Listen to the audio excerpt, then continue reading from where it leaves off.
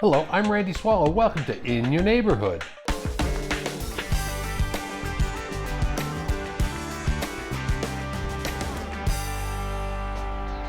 For the next half hour, we'll talk county issues and District F issues with the man who represents here, your Commissioner, Justin Jones. Good afternoon, Commissioner. Good to see you, Randy. How are you doing? I'm very well. It's great to be here at the Pioneer Saloon. We're here at the historic Pioneer Saloon in Goodsprings, Nevada, in the rural portion of District F. Other rural communities in District F include Blue Diamond, Jean, Prim, Sandy Valley, and Sloan. This mostly southwest district is home to portions of Enterprise, Paradise, Winchester, Spring Valley, and Summerlin. Here's a quick look in your neighborhood, District F. District F is home to the newest downtown in Clark County, downtown Summerlin. The county's largest master plan community has developed a couple million square feet for dining, shopping, entertainment, and more in a mixed-use, fully walkable marketplace. Other major game-changing private businesses choosing to slide into District F include the swimmingly successful Wet n Wild Water Park. And expect furniture fans to flock to the iconic blue and yellow behemoth IKEA store near the 215 Beltway in Durango, a Swedish-designed retailer that is the world's largest. And another master-planned neighborhood, Mountain's Edge, continues to rise in District F. Thousands of residents now enjoy recreating at Mountain's Edge Regional Park, with some of the coolest facilities in town. Desert Breeze Regional Park continues to be one of the best, with an indoor-outdoor aquatic center and hundreds of acres of green space and more. And the rural portions of District F include Sandy Valley, Blue Diamond, Goodsprings, and Jean, lending a slice of the slower lifestyle compared to the fast-paced urban growth for residents and businesses in District F. Commissioner, as you say, we're here at the Pioneer Saloon, graciously hosted by the new owner, Mr. Stephen Statz here. This is the oldest small business in Clark County, and just an amazing place for tourists and locals and historians. Absolutely. I mean, you see a lot of the paraphernalia on the walls here, all original stuff from the 60s, 70s, 80s, from everything from movie stars to video games have been featured here at the Pioneer Saloon, and new owners are doing great things already, and going to be really stepping up their game going forward to beautify it and attract more tourists out here. And I know you're a historian of the Silver State, and I'm sure you know that one of your former not a colleague, but a former county commissioner in 1913, George Fayle, actually built this place. I did not know that. That's pretty cool. Okay, well, see, there you go. Now, Commissioner, you've spent a lot of time out here recently with a Halloween event. Talk a little bit about just what the rural communities mean to District F, mean to you, mean to the constituents. Absolutely. I'm really lucky to represent several of the rural communities in the southwest area of Clark County, Sandy Valley, Goodsprings, Mountain Springs, Blue Diamond, just to name a few. And they really have their own feel, their own neighborhoods there. And it's just lovely to get out into something different than the suburbs, which is mostly what my district is, and just be with the community. It's real people in real places. And the constituents, I mean, we've got the oldest working Clark County School District school out here, a volunteer fire department. A new trail was built out here a couple years ago. So recreation, public safety, education, those sound like the same issues that you're dealing with back in the valley. Yeah, absolutely. We've got some great new facilities out here. We got people that really volunteer their time to work at schools, work at the fire department here, and it's great to really see these communities continue to develop. And I know some people might not want to move out here, some people might not want new people to move out here, but it's really a great place to live, great place to get out from the city and enjoy a different side of Clark County. Commissioner, you're part of a group called the Mountain Pact, which hundreds of elected officials here in the Southwest are urging President Biden to designate more areas as national monuments and preserve outdoor spaces, such as what we've got out here in this parts of District F. Talk a little bit about that. Sure, it's a great organization that really looks at preserving public lands out in the southwest parts of the country.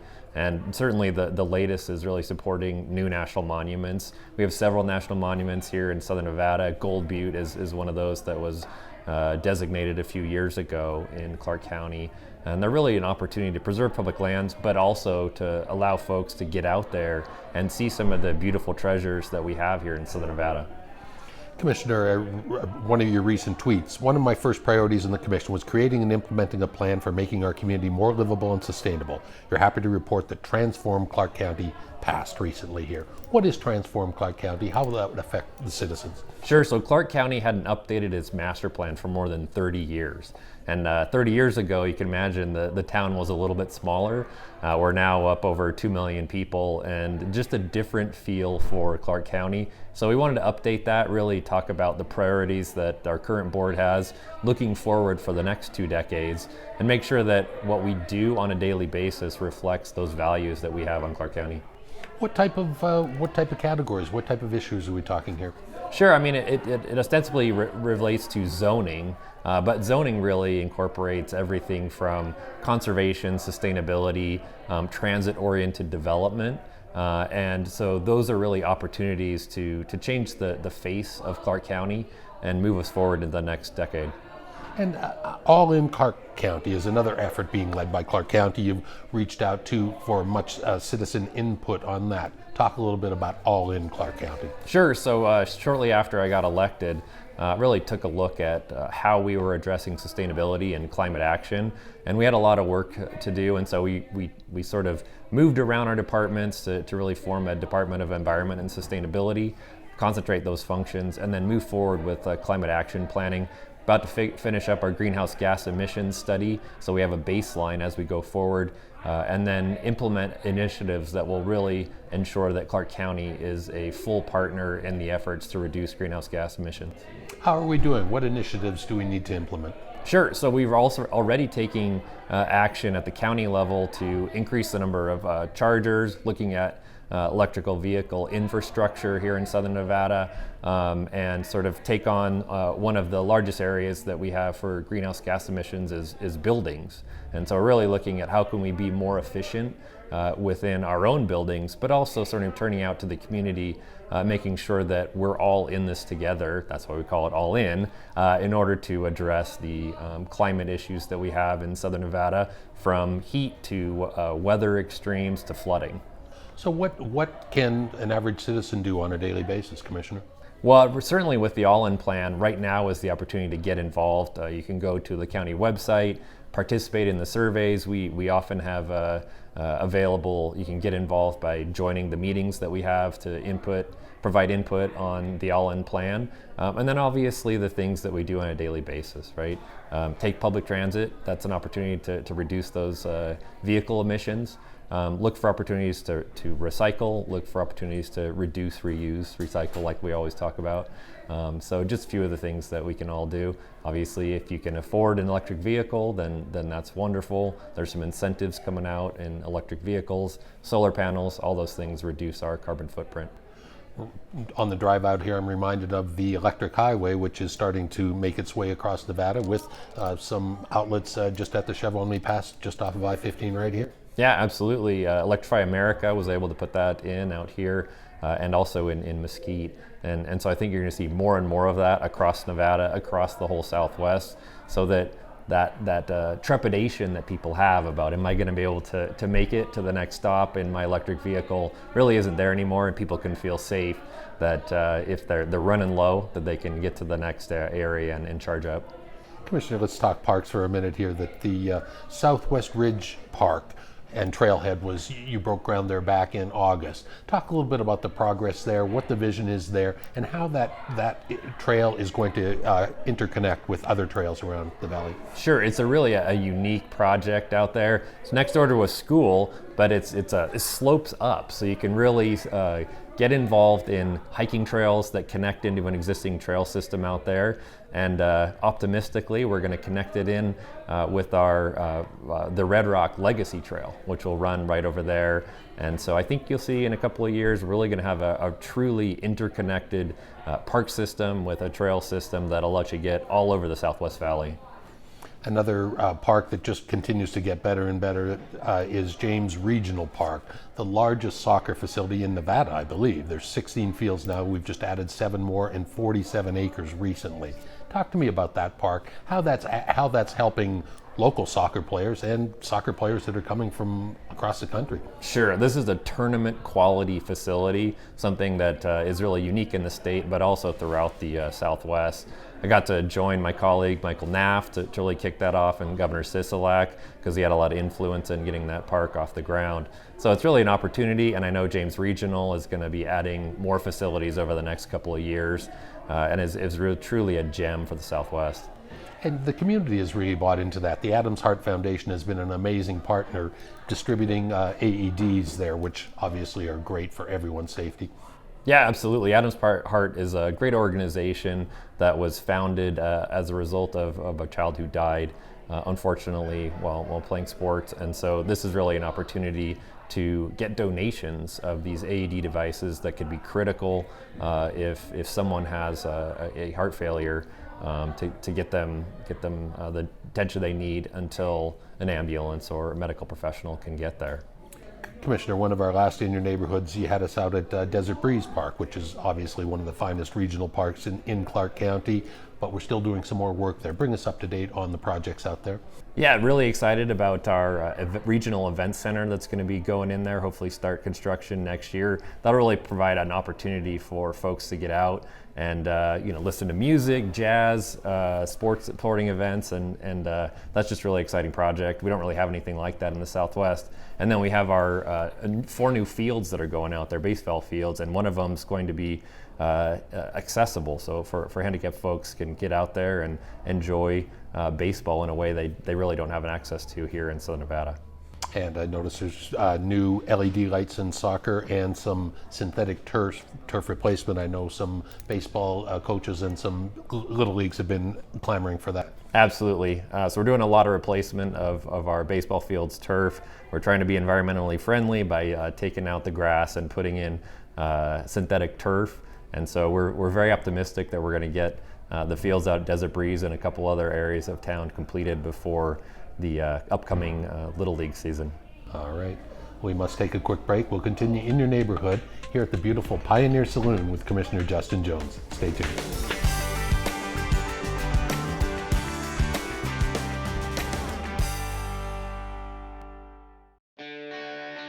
District F is home to Goodsprings, Nevada, home of the Pioneer Saloon. Goodsprings is home to a couple hundred people and the oldest schoolhouse still in use in Clark County. A new hiking trail was added 3 years ago, giving visitors a 2.2-mile walk to explore and view this area's rich Old West history. The Pioneer Saloon is a popular watering hole for locals, tourists, and historians. Goodsprings is less than 40 miles from the Las Vegas Valley in District F. And speaking of District F, we're talking District F and county issues with your Commissioner, Justin Jones.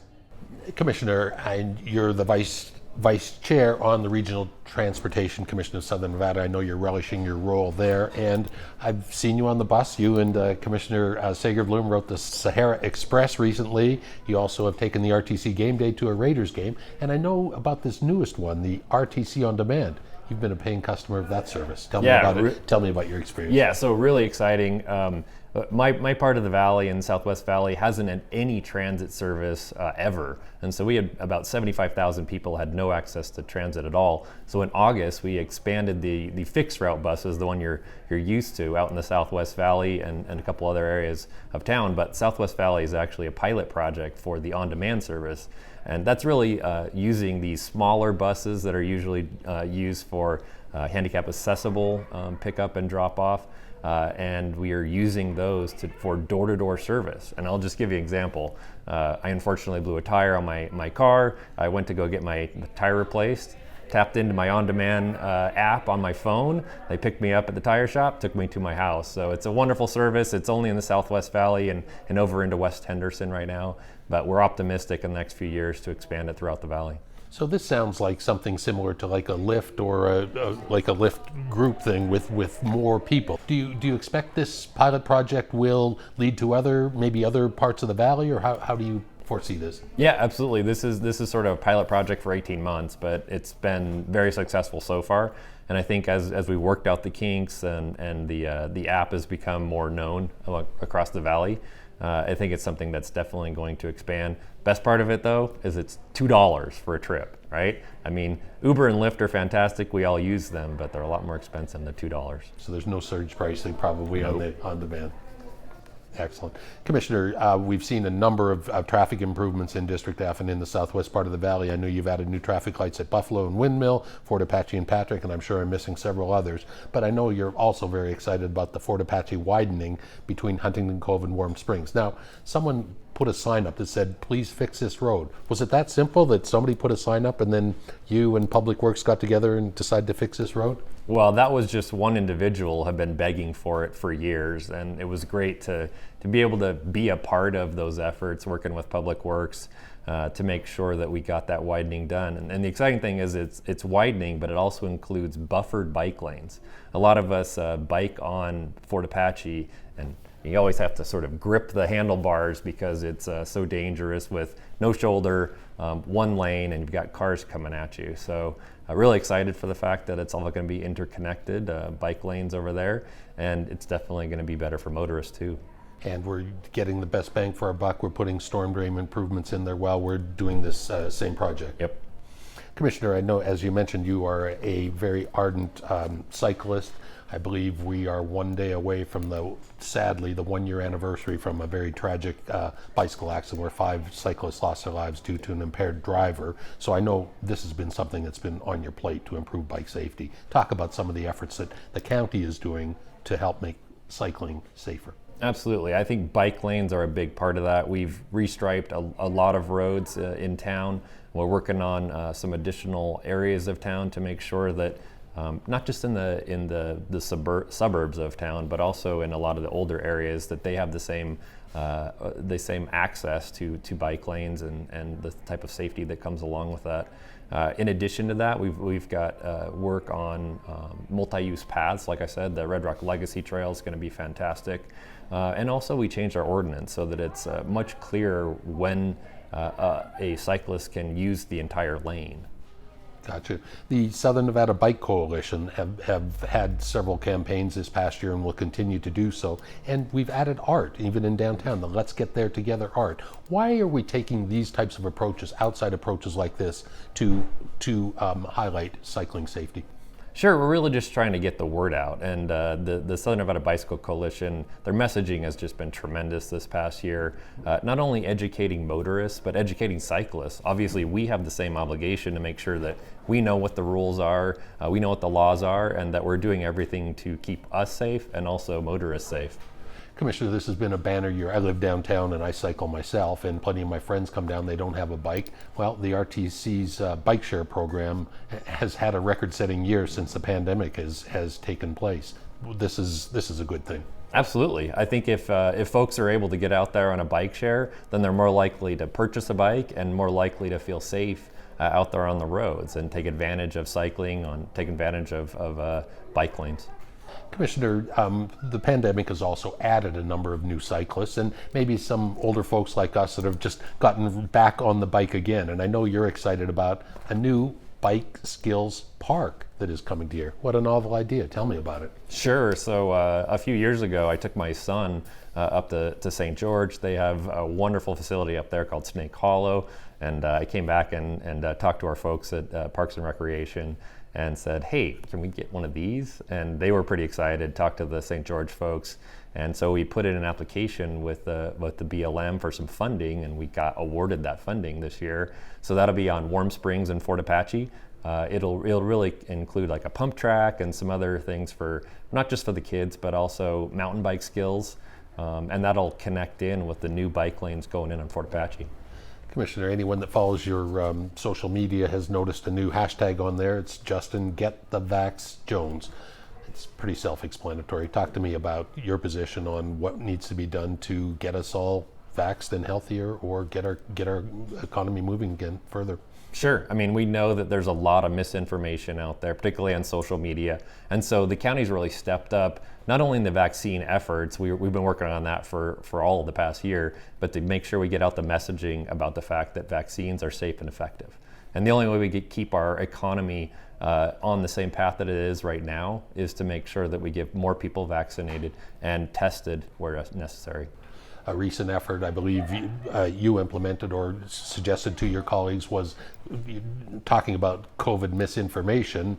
Are we the second jurisdiction to talk about how misinformation is really harming the cause? Yeah, absolutely. A couple of months ago, the Surgeon General put out a report talking about how important it is to correct COVID misinformation or vaccine misinformation out there. And so San Diego sort of led the charge on it. And I was able to talk to one of my colleagues on the San Diego County Commission, and I thought it'd be a great idea since we know that certainly in Southern Nevada there's been a lot of misinformation.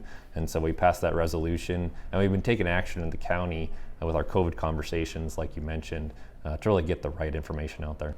And how are we going to continue? Obviously, we've been on the forefront, first of all, with testing, and then with giving vaccinations out to the public. Will this continue? Absolutely. We're working in partnership with the Southern Nevada Health District and with other providers to get access to COVID vaccination. Obviously, the 5 to 12-year-olds can now get vaccinated. People can get their booster shots. I know I took my son to get his shot. I got my booster.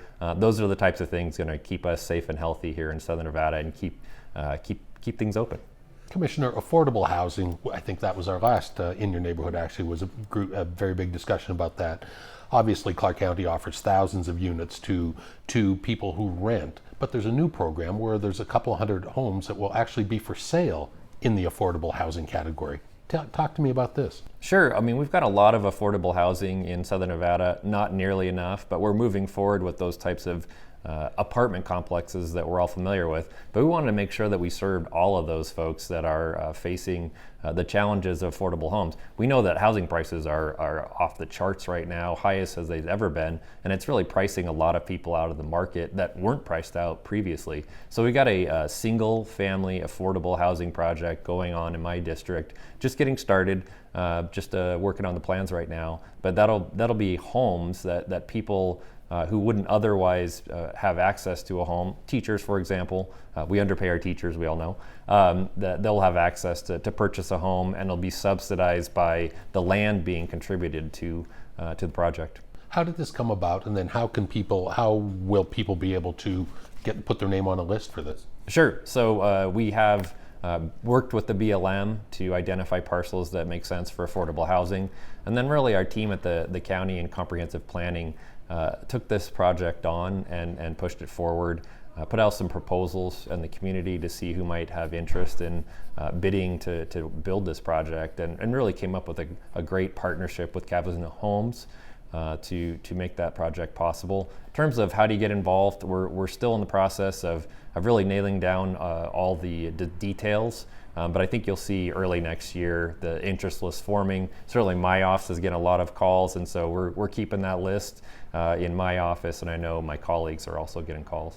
And just if you would give me a quick word about the Blue Diamond Ovation Project, sure. Affordable housing senior apartments. Yeah, absolutely. We approved that project about 2 years ago, and it's almost topped out. Excited to have that come on board next year. That'll provide hundreds of units of housing for seniors who otherwise couldn't afford it. So very excited about that. We've got a couple other senior affordable living projects that are just getting started in my district too. We must take a short break, and we'll continue In Your Neighborhood here at the Pioneer Saloon with Commissioner Justin Jones. Stay tuned.